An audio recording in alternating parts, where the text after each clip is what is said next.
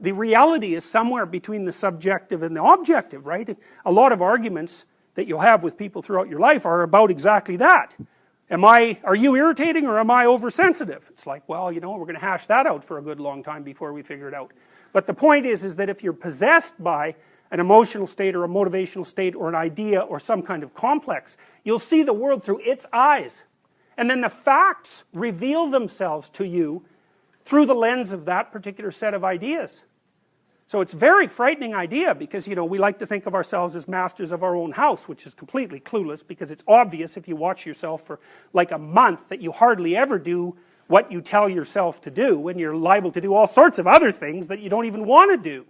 You know, because you say, well, I'm going to go to the gym 3 times a week and I'm not going to drink, you know, and maybe there's this person I'm not going to associate with, and then, you know, you don't go to the gym and you find that person and you go out and drink with them and you think, what the hell's going on, you know? But you're not the sort of person that will do what you say. And so, like, what sort of person are you? Well, that's a psychoanalytic question. It's a deep one, because you're a peculiar thing. And there's parts of you that are really, really, really old. And you know, the sort of naive you, the naive young you that you think of yourself as is like a little piece of flotsam in an ocean of complexity. And the ocean of complexity is you. And part of diving down into the depths is to start to understand what it means to be human. And like, whatever that means, it's the one thing you can say about it for sure is that it's bloody peculiar. So here's some associations of ideas that go along with these symbolic representations that I was describing. So the feminine is often nature. And here's some associations. They're not necessary associations. They're common associations. So if you see these sorts of things, they would make a narrative sense. So for example, if you see an old and somewhat evil woman in an animated movie and she lives in a swamp, that makes sense. Now why does it make sense? Well, I can't explain that at the moment, but, well, it's partly because the swamp is outside of the standard borders of civilization, and it's also a place of death, decay, and rebirth, so that's part of it. Anyways, some associations. Nature is the unconscious. Why is the unconscious nature? Well, because you can't control it. It just manifests itself within you. That's the Freudian id. It's like dreams. They happen. You don't know what they mean, they just happen. And so that's nature operating inside of you. The terrors of the darkness. Why? Well, remember when you were a little kid, you're 3, and you're afraid of the dark, because kids at 3 are afraid of the dark. What's in the dark?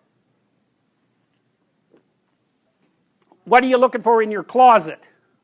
Monsters, right. Where are the monsters?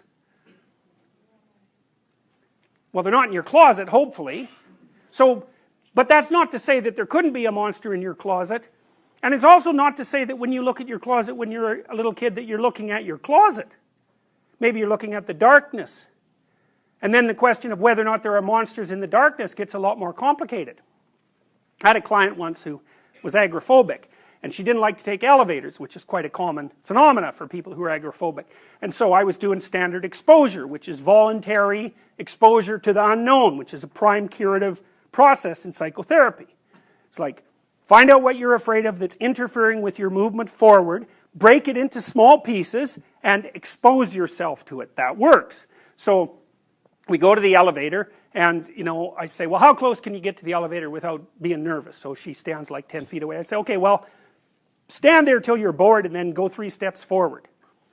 So she could do that, and you know, made her a little nervous. And then I said, well, stand there till you're bored and make sure you're looking at the elevator and not avoiding it, and then take another 3 steps forward. And okay, we keep doing that until she's like at the elevator.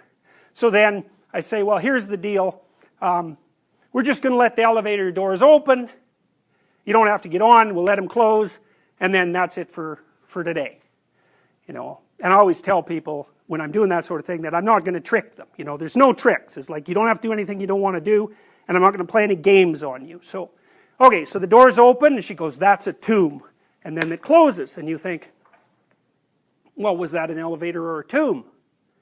And you might think, well, obviously it's an elevator. It's like, things are not so obvious, you know, because there are many ways of perceiving something. And a given entity can be a member of multiple categories at the same time. And you say, okay, well, yeah, the elevator's not a tomb. But it's an enclosed, dark place that contains the unknown. And when you see an elevator, you just see like a conveyance that moves you up and down, but that isn't what she saw. And you might say, well, what she saw is wrong. It's like, not exactly, but it's not functional, right? It's not. If you want to take an elevator, then perceiving it as your tomb is probably inappropriate.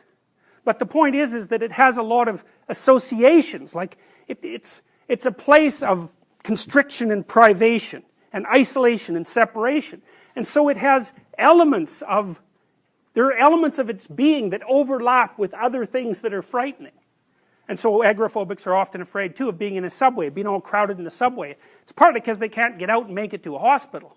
So enclosed places or crowd places are places where they encounter their mortality because they get afraid they're going to die and then they can't get to the hospital.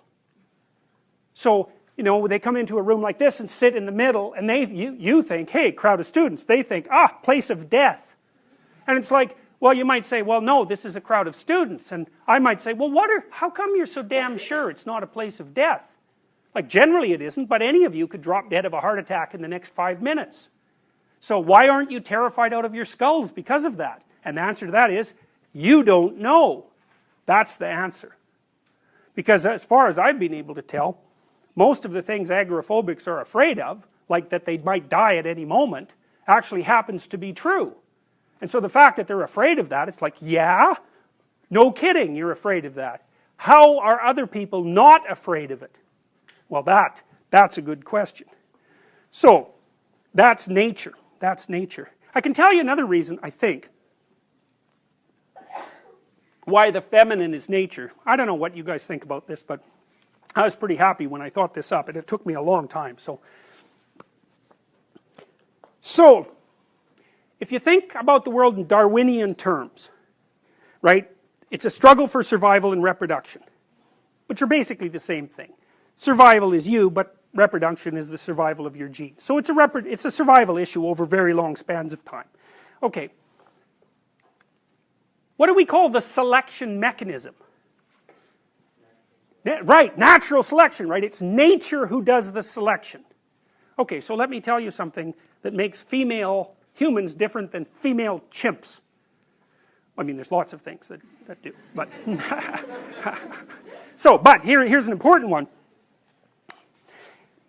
If you look at which male in a chimp troop fathers most of the offspring, it's the dominant male.